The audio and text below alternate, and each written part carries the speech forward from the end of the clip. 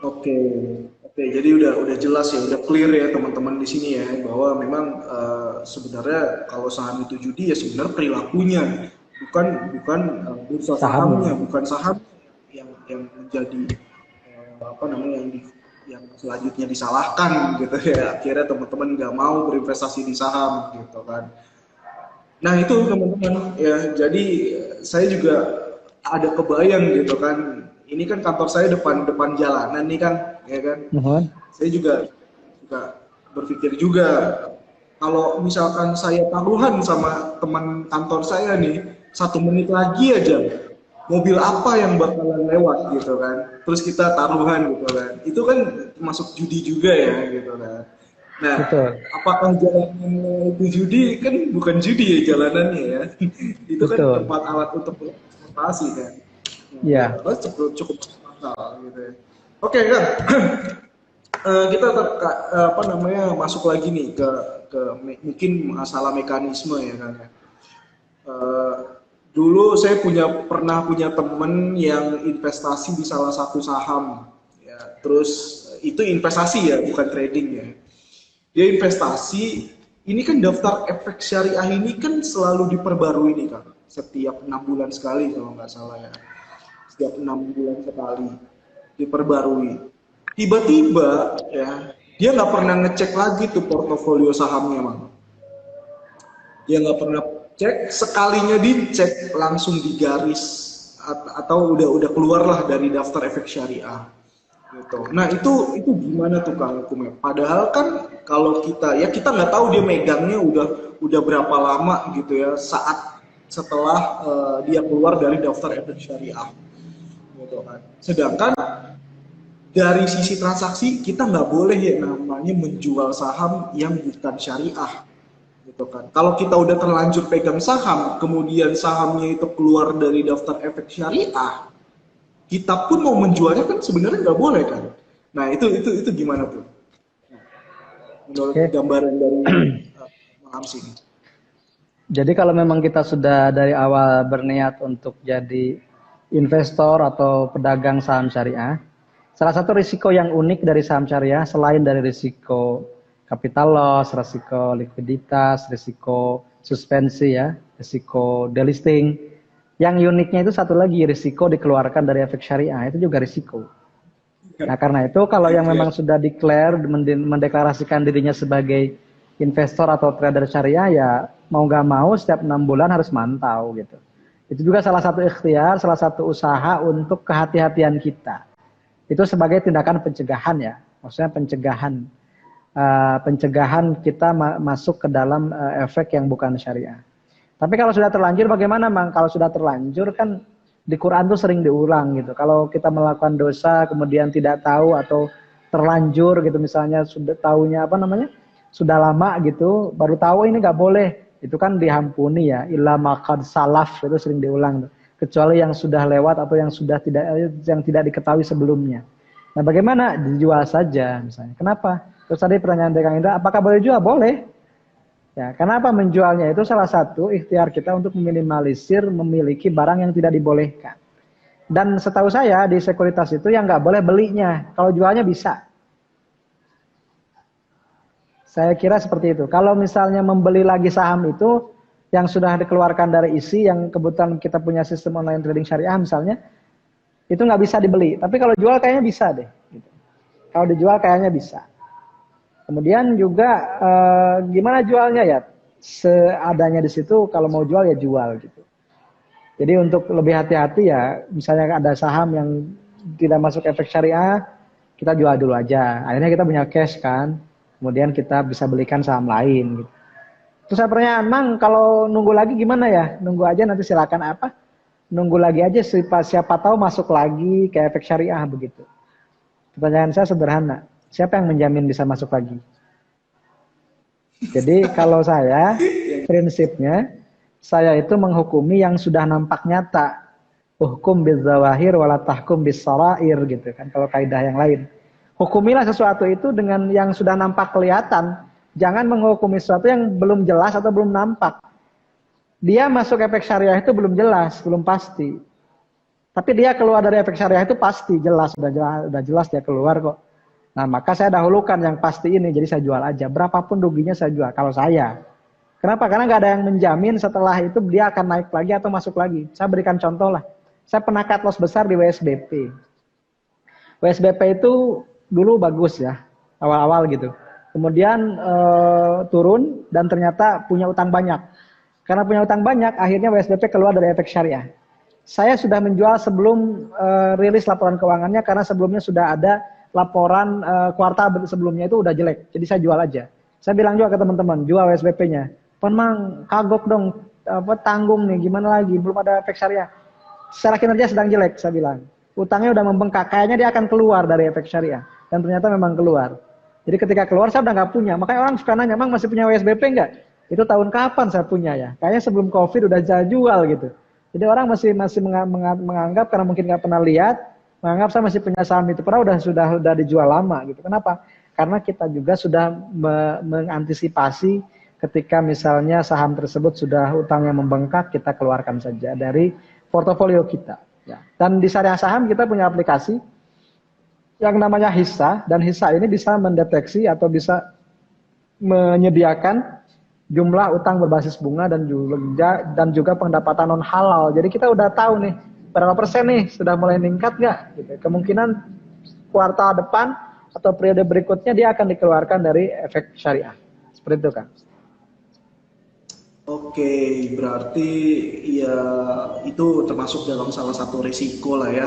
Kalau kita mau berinvestasi di syariah, selain resiko-resiko yang sudah ada, gitu kan, delisting, kemudian bangkrut ya, terus kemudian suspend dan lain-lain, itu ya ada salah satu lagi tambahannya bahwa saham syariah kalau ada risikonya kalau keluar dari daftar efek syariah itu kita terkena juga ya resiko tersebut. Nah, Kang, ada lagi satu lagi. Kalau ini double hit nih, gitu kan. Kalau kita saham di portofolio kita udah keluar nih dari apa sih namanya, dari daftar efek syariah dan masih ada di portofolio kita, kemudian udah gitu sahamnya nih suspend kan, mau dijual tuh nggak bisa. Itu gimana tuh? Kalau tadi makanya saya inget nih, kayak WSBP masih suspend deh gitu kan. Nah itu gimana tuh, Kang? Itu kan kita mau jual juga emang nggak bisa karena kena resiko dari suspensi itu. Ya, kalau memang demikian adanya, ya itu kan bukan kapasitas kita ya. Artinya kita meskipun punya, bukan karena niat punya, gitu. Tapi karena memang mekanisme tidak mengizinkan itu untuk menjual. Kalau itu beda cerita. Kenapa di situ berlaku ya darurat kan? Kenapa? Karena memang nggak bisa gitu. Ad-darurat tubihul mahzurat gitu kan. Darurat itu bisa membolehkan sesuatu yang tidak diperbolehkan. Karena kita udah tidak punya kekuatan lagi atau tidak punya power lagi untuk menjualnya karena disuspend sama regulator ya. Gak bisa lagi kan, gimana lagi ya, simpen aja. Toh kita udah berusaha menjual kok. Tapi kan karena mekanismenya gak bisa, paling nunggu nanti dibuka suspensi ya, baru kita jual gitu. Seperti itu aja kan. Oke, berarti ya sudah ya, mau gimana lagi ya, karena mekanisme yang tidak mengizinkan kita seperti iya, itu ya. Bukan di niat kita lah. Iya, intinya kita nggak ada niat ya untuk apa namanya, menahan saham yang sudah keluar dari daftar efek syariah gitu kan. Kalau diwakafin boleh nggak? Kalau diwakafin ya, menurut saya sih kalau wakaf kan tetap nggak bisa jual juga kan di situ. Tetap harus dijual juga gitu ya. Dijual dulu lah maksudnya. Dijual dulu nanti cashnya kita ambil gitu. Dan cashnya itu kan kalau rugi berarti kan gini. Kembali ke Al-Quran gitu ya. Jadi kan kalau ada yang sudah terlanjur riba gimana kan gitu ya pertanyaannya. Ini mungkin yang jarang dibahas nih. Karena orang kan suka ngebut kalau ngomongin riba. Pokoknya riba gitu ya. Di Quran tuh ada yang begini. Ada yang bertanya, kalau saya masih punya utang, saya masih punya piutang begitu ya. Kemudian dulu saya utang tersebut saya riba kan karena belum tahu riba itu nggak boleh. Gimana dong ya Rasulullah, gimana? Maka falakum ru'usu amwalikum gitu. Jadi boleh diambil pokoknya aja gitu. Jadi dulu misalnya ngasihnya 1 juta. Kemudian karena belum tahu riba, dia utangkan gitu 1 juta, itu bayarnya harus 1.200.000. Nah kemudian yang berutang ini nanya gitu, boleh nggak saya ngambil lagi? Maka boleh, pokoknya aja. Jadi yang dulu nginjamin 1 juta ya 1 juta lagi aja. Gitu. Nah ini berlaku juga dengan saham. Misalnya dulu belanja sahamnya WSBP-nya berapa? 1 juta misalnya.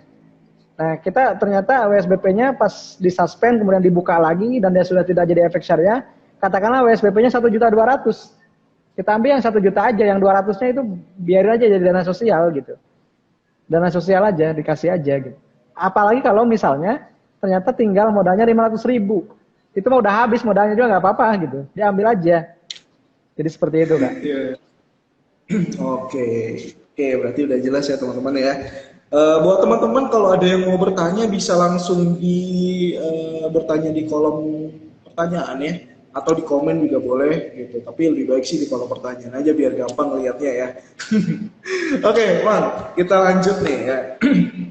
Saya tuh dari kemarin kepikiran soal tentang apa sih namanya teknik-teknik yang ada di pasar saham lah sebagai pelaku pasar saham gitu.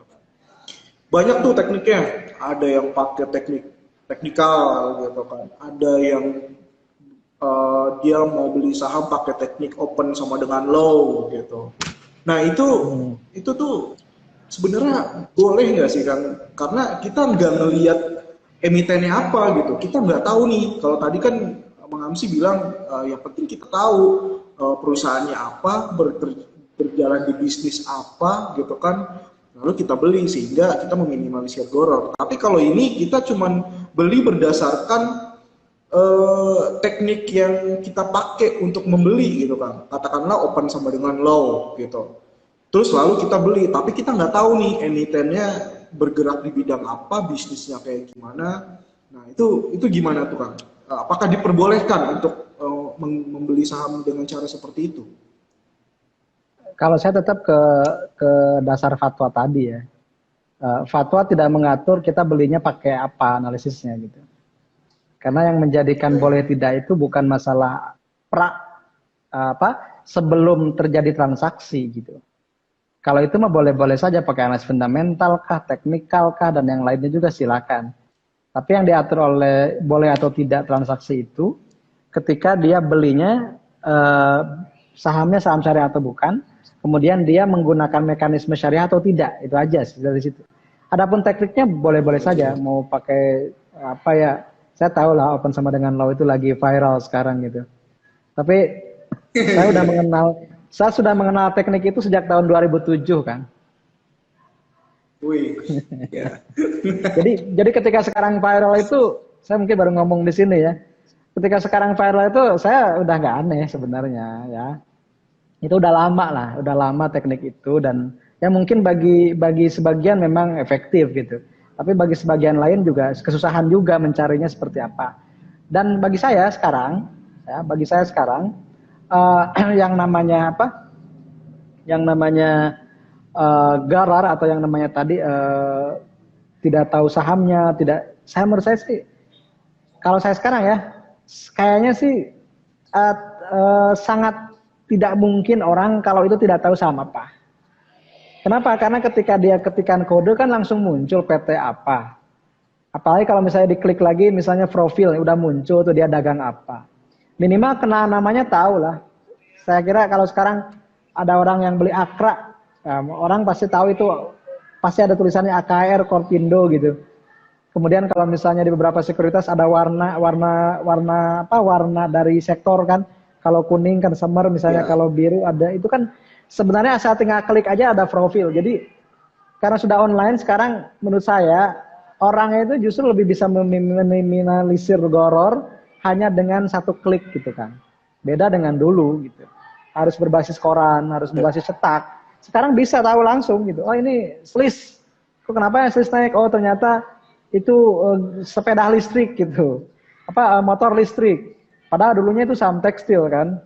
Gaya Abadi Sempurna kalau tidak salah. Jadi sekarang itu orang kecil kemungkinan kalau nggak mau mengulik kode itu saham apa, perusahaan apa. Karena sudah sangat mudah gitu. Jadi artinya untuk menghilangkan gorornya itu sangat gampang sekarang. Jadi kalaupun menggunakan teknik open sama dengan low yang sudah jadul itu, yang sekarang lagi rame lagi, ya itu kan apa namanya boleh-boleh saja. Atau teknik fundamental apa, katakanlah seperti fundamental analysis juga, ya pakai yang sekarang lagi rame misalnya turnaround story, kemudian misalnya value investing, growth investing, itu dari dulu juga gitu-gitu aja. Yang terpenting adalah bagaimana kita bisa mengambil beberapa metode itu untuk pertumbuhan dari modal kita sendiri. Itu mungkin kan. Oke, berarti boleh-boleh aja lah ya kalau mau teman-teman kalau Boleh. mau pakai teknik apapun gitu ya. Yang penting kita tahu Karena beli saham teknik apa itu itu tadi kan, namanya. iya, teknik itu sebelum transaksi, bukan pas Ya, sebelum transaksinya kan. transaksi. Tuh. Oh, iya. Betul, betul, betul. Oke, gitu ya. Jadi mau pakai teknik apapun, berarti Bang Amsi dulu susah ya itu meminimalisir gorornya ya. Karena kan dari 2007 dulu belum belum ngeklik kalau nggak salah ya 2007 ya. Atau udah Belum ngeklik? 2007 itu yang akhir baru ada online trading. Jadi saya dulu waktu Oh, pertama kali beli saham itu masih by phone kan. Jadi ditelepon sama broker, Pak Asep sekarang mau beli saham apa gitu kan. Atau saham ini lagi bagus mau dibeli enggak. Jadi kita direkam tuh, kalau misalnya beli aja Pak, itu direkam sebagai bukti bahwa kita menyetujui pembelian atau penjualan. Baru 2008 awal saya belajar online trading. Dan ketemulah rumus-rumus kayak open sama dengan low dan yang lainnya. Karena masih orang yang berarti dulu, sama yang ya, berarti kalau dulu analisisnya gimana tuh kan? Dulu udah ada candlestick belum tuh? Atau sudah, candlestick kan sejak abad 18 sudah ada ya. Jadi yang membedakan tuh hanya platform dan media saja. Jadi ilmu saham itu ya teknikal pasti belajar candlestick, candlestick pattern, kemudian misalnya apa namanya indikator, teknikal, kemudian hal-hal lain lah yang terkait dengan chart gitu. Fundamental belajar valuasi, rasio keuangan, dari dulu juga segitu, itu aja. Yang membedakan hanya dalam penyampaian dan media publikasinya. Kalau dulu lewat koran, begitu, lewat email, mailing list, baru setelah ini ada Facebook, gabung di grup-grup Facebook. Setelah ada grup Facebook, ada Twitter, ada Instagram, ada TikTok, gitu. Yang membedakan ya dalam deliverynya aja. Dulu itu susah banget kalau kita ingin dapat riset dari sekuritas. Sekarang bahkan, mohon maaf, jarang ada yang baca saking banyaknya riset sekuritas, ya, gitu kan, betul kan? ya. Dulu itu barang yang mahal kan. Kalau dapat riset sekuritas itu barang yang mahal karena ini saham yang akan banyak pembelinya gitu. Kalau sekarang kan orang di grup Telegram itu bahkan yang berbayar pun bisa jadi gratis. Orang-orang Indonesia kan sadis banget tuh ke karya orang itu, kanibal ya. Jadi kadang ini nggak boleh diperjualbelikan, muncul di mana-mana kan seperti itu. Jadi kita informasi di zaman sekarang itu sangat mudah diakses, sangat mudah didapat. Saking mudahnya jarang dibaca. Seperti itu. Karena sudah terlampau banyak ya. Betul. Yang ada di Overload information katanya seperti itu kan. Blood information. Oke. Oke, Mang. Itu saya rasa udah jelas banget lah ya terkait dengan usaha. Ada satu lagi pertanyaan yang saya masih agak ganjel nih ya. Kenapa sih di dalam kriteria saham tuh masih disisakan 10% pendapatan non halal? Kenapa enggak 0% aja gitu, Mang? Oke. Apa namanya pendapatan halalnya gitu. Toh di situ kan masih ada unsur yang haram gitu, yang tidak halal. Itu gimana Iya. tuh, Bang? Oke, jadi kita harus kajinya itu dari sisi at-tafriq al-haram al-halal minal haram. Jadi pemisahan antara yang halal dari yang haram. Nah, ada sebagian mazhab yang mengatakan izah talatal halal wa haram golibatil haram. Jika bercampur halal haram, haram semua gitu. Itu adalah di Iya. makanan atau minuman. Karena memang tidak bisa dipisahkan zatnya. Tapi ketika dalam keuangan ada pendapat yang mengatakan keuangan itu bisa diklasifikasikan, bisa dipisahkan. Mana yang halal, mana yang haram, mana pendapatan yang boleh, mana pendapatan yang tidak boleh. Bisa dihitung. Income-nya bisa dihitung. Nah, karena bisa dihitung, maka bisa dipisahkan. Bisa ditafriak gitu. Nah, masalah toleransinya, batas minimalnya berapa? Nah, itu adalah angka yang ijtihadiyah, artinya angka yang disepakati sesuai dengan konsensus ulama di tempat tersebut. Misalnya di negara Malaysia sudah 5%. Di negara lain juga 5-10% lah gitu ya. Indonesia masih 10%. Tapi kemarin juga saya pernah diundang oleh OJK, dalam hal ini Direktorat Pasar Modal Syariah, kebetulan konsultasi dan diskusi tentang kriteria saham syariah. Kita dari investor itu sudah mengajukan atau mengusulkan ada pengetatan. Jadi kita mengusulkannya utangnya itu 33%, kemudian pendapatan non halalnya 5%. Jadi bertahap. Kenapa? Karena ada at-tadrij fit tasyri'. Ada gradual dalam penentuan hukum syara gitu. Kita mohon maaf, kita bukan yang serta-merta harus ganti semua. Nah, kita moderat lah gitu. Kita wasatiyah gitu. Jadi tidak serta-merta pokoknya kalau ganti rezim yang menang misalnya Islam garis keras harus semua. Bioskop nggak boleh, ini nggak boleh kan nggak. Di kita nggak seperti itu gitu. Di kita ini nature orangnya tidak bisa saklekan gitu kan. Jadi harus bertahap lah. Dakwahnya bertahap gitu. Karena nature-nya hukum syara juga seperti itu kan. Ketika dulu maisir atau khamar atau arak dan judi itu kan tidak langsung diharamkan ya. Al-Baqarah 219 bicara itu masalah manfaat madarat lebih banyak madaratnya. Gak ada haram di situ. Kemudian An-Nisa 43 atau 41 ya, 43 ya. Itu kan jangan mendekati sholat dalam keadaan mabuk. Berarti apa? Sahabat waktu itu masih ada yang mabuk ketika sholat gitu. Dan Rasul tidak serta-merta memarahi itu atau misalnya menjadikan itu haram gitu. Tapi jangan kau dekati sholat dalam keadaan mabuk gitu. Baru di Al-Maidah ayat 90 tegas. Innamal khamru wal maisir wal ansab wal azlam rijsun min amali syaiton. Fajtanibu, haram gitu. Artinya ketika menetapkan judi dan khamar itu menjadi sesuatu yang haram, itu ada tahapannya. Nah, ketika sekarang pun itu dijadikan metodologi ya teman-teman. Bukan berarti sekarang Islam kan sudah sempurna, mengapa hukumnya harus? Nah, itu kan beda cerita lah. Biasa itu yang pingin negara harus Islam. Jadi istilahnya begini. Dalam konteks masyarakat kita tetap harus gradual. Jadi saya menggunakannya ketika ada 3 ayat tadi itu sebagai metodologi penentuan hukum, metodologi penetapan hukum. Itu yang kita ambil spiritnya, metodologinya. MUI di kita menggunakan metodologi itu. Tidak serta-merta langsung haram, nggak boleh. Tidak, kita lihat kondisi situasinya seperti apa. Kalau berfatwa sendiri boleh-boleh aja, ini nggak boleh ya, boleh. Tapi ketika bicara kemaslahatan umat nggak semudah itu. Ada sesuatu yang harus kita jaga, harus kita akomodasi juga. Jadi menurut saya metodologi pengambilan fatwa oleh MUI itu sudah memenuhi kaidah istinbat ya. Kaidah pengambilan atau penetapan hukum yang ditetapkan oleh ulama-ulama terdahulu. Jadi ya tadi lah, bertahap saja, jadi kita tidak langsung 0%, sekarang 10 jadi 5%. Itu alhamdulillah kita diminta. Syariah saham karena mungkin salah satu komunitas yang lumayan besar ya, banyak gitu. Teman-teman juga terima kasih sudah banyak dukung kita. Jadi kita diminta oleh OJK langsung, maaf sih dan teman-teman syariah saham kita undang ya, mau ngebahas tentang kriteria. Dan ini kriterianya mungkin baru berlaku tahun depan. Kalau disetujui. Kalau disetujui, jadi efek syariah itu akan diperketat. Misalnya utangnya diperketat dan kita udah pakai simulasi. Kalau diperketat sekian, jumlah sahamnya bakal sekian. Kalau diperketat lagi, jumlah sahamnya bakal sekian. Ternyata uniknya, antara kita investor dengan para pelaku industri itu berbeda surveinya. Jadi investor retail itu pingin pengetatan, tapi industri itu pingin tetap. Kenapa? Karena berpengaruh kepada jumlah emiten yang bisa diperjualbelikan. Ya, memang kan beda lah. Kalau kita kan investor lebih hati-hati gitu ya.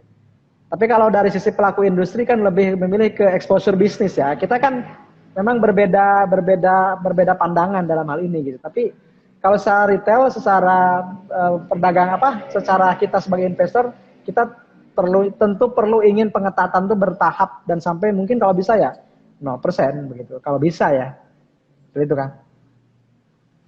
Oke, berarti kita harus bertahap ya. Ya mudah-mudahan aja tahun depan bisa lah ya sampai ke 5% jika disetujui ya. Dan mudah-mudahan juga disetujui gitu karena ya ini selalu menjadi gonjang-ganjing di masyarakat gitu kan. Setelah tahu kriteria-kriteria saham tuh seperti itu kan. Jadi ya, ya kita juga mau jawab seperti apa kan. Nah, Gampang sih Kang, oke. bisa 0%. Bisa 0%. Syaratnya emitennya harus di atas 1.000. Emiten yang terdaftar di bursa efeknya. Iya. Kenapa misalnya Malaysia sudah mulai ketat? Karena emitennya udah di atas 900. Kenapa? Karena ketika diketatkan masih ada yang bisa disaring gitu kan. Kalau sekarang 0% Oke. yang tersaring itu cuma di bawah 200 kalau nggak salah, atau bahkan di bawah 100. Nggak bagus buat industri dan ekosistemnya. Jadi kita tidak boleh egois gitu. Saya investor di aman, tapi saya industri mati. Kan nggak boleh. Seperti itu. Oke, oke. Oke Kang, kita coba ke apa namanya ke question ya. Ini ada Boleh. IE Lestari, dia bilang dia bertanya ya katanya kalau di reksadana itu udah dipotong zakat belum sih? Apa kita harus ngitung sendiri gitu? Setahu Mungkin saya mungkin sih, zakat zakat penghasilan setahu mungkin ya Mas. saya zakat mah tidak ya. Jadi zakat itu ya akhirnya dikembalikan ke kita saja. Jadi misalnya dari situ dipotong buat zakat oleh kita sendiri. Seperti itu kan, setahu saya. Kalau pajak iya. Tapi kalau zakat Kalau itu pajak. kita aja yang menghitung. Oke, kemudian bagaimana kalau saham-saham bank konvensional sebaiknya dihindari ya kalau di syariah itu nggak boleh kan ya? Ya. Kalau Saya nggak bank pernah beli kok. syariah ya. Saya Apa? sejak 2007 nggak pernah beli saham konven.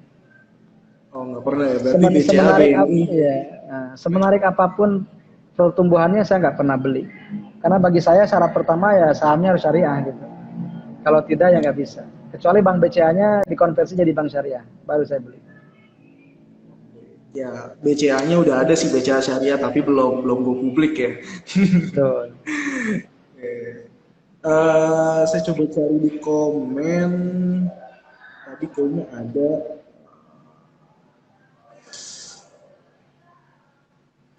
Tuh, terus bagaimana terkait dengan di pasar modal atau forex? Nah, bagaimana nih ini out of topic ya di luar ini ya. Trading di pasar modal tadi udah dijawab ya, Mas Zen itu boleh secara objek dan mekanismenya. Ya, ini banyak juga nih di saham emiten rokok masih kategori syariah. Lah dia yang mengharamkan saham malah rokok katanya boleh. Ya emiten rokok nggak ada yang syariah ya bang ya? Nggak ada, nggak ada. Nggak ada. Kalau beli beli saham apa namanya saham haram tapi beli motor kredit. Nah itu gimana tuh? Kredit tidak haram. Kredit? Ya.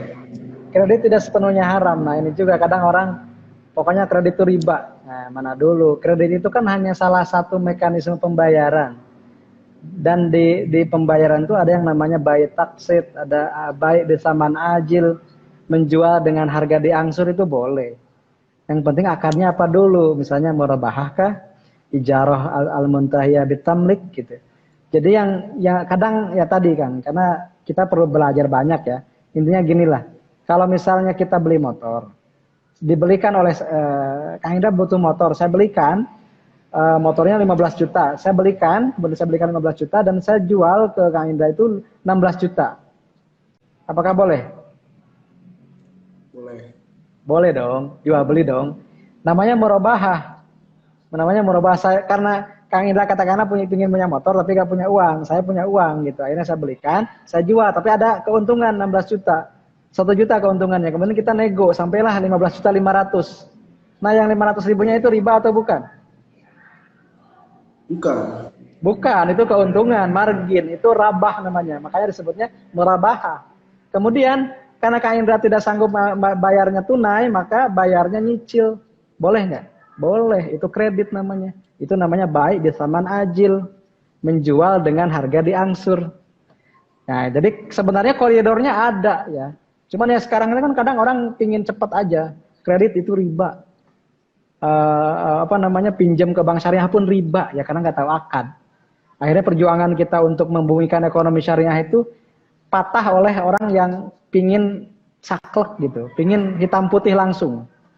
Padahal ya dia tidak juga paham gitu, dia juga tidak terlalu paham tentang akad gitu kan. Padahal kalau ada akadnya semua itu ada koridornya. Maka dari awal harus dipisahkan dulu ini akadnya itu akad sosial atau akad finansial. Kalau akad sosial misalnya tabaro itu misalnya qardul hasan, gade dan seterusnya. Kalau misalnya akad finansial ada murabahah, mudharabah, ijarah dan seterusnya. Kalau dipelajari semuanya, ekonomi di kita itu sudah mencerminkan itu sebenarnya. Tinggal pelabelannya aja yang harus lebih dipahami gitu. Oke, berarti boleh ya kalau kredit ya. Kalau nggak ada kredit nanti ekonomi kita sulit jalan juga nih, gitu. Nanti Iya, apa-apa betul. cash, in cash gitu ya bang ya. Belum punya in cash akhirnya Iya, yang tadi harus konsumsi jadi nggak konsumsi kan gitu ya. betul. Itulah harus paham tentang akad-akad transaksi jual beli ya. Oke Kang, berhubung waktunya nih Kang, kita Oke, udah nggak siap. terasa banget jam lebih kita berbincang-bincang saham, prinsip-prinsip syariahnya seperti apa gitu ya. Ya sebenarnya masih banyak sih pertanyaan yang harus saya gali ya bersama Mang Ausi ini karena kapan Siap. lagi nih ketemu lagi sih hari ini. Tetapi waktu yang harus memisahkan kita. Terima kasih buat Mang Ausi atas kesediaan waktunya udah join bersama kita sharing-sharing terkait dengan Sami-sami, Kang. prinsip-prinsip pasar modal. Mudah-mudahan ke depan kita bisa kolaborasi lagi untuk berbicara yang lebih ekspor lagi kayaknya gitu ya. Terima kasih Siap, juga Kang. buat teman-teman yang nonton IG live kita dari awal sampai akhir. Semoga ilmu yang di-sharingkan oleh Mang Amsi ini bisa bermanfaat buat teman-teman semua dan bisa membuka mindset teman-teman bahwa investasi saham tuh boleh loh, investasi saham itu nggak haram gitu ya. Jadi terima kasih buat teman-teman, terima kasih buat Mang Amsi sekali lagi. Sami, Kang. Mohon izin pamit. Siap. Assalamualaikum warahmatullahi wabarakatuh. Waalaikumsalam. Terima kasih teman-teman semuanya. Nuhun, Kang. Saya izin juga ya. Ya.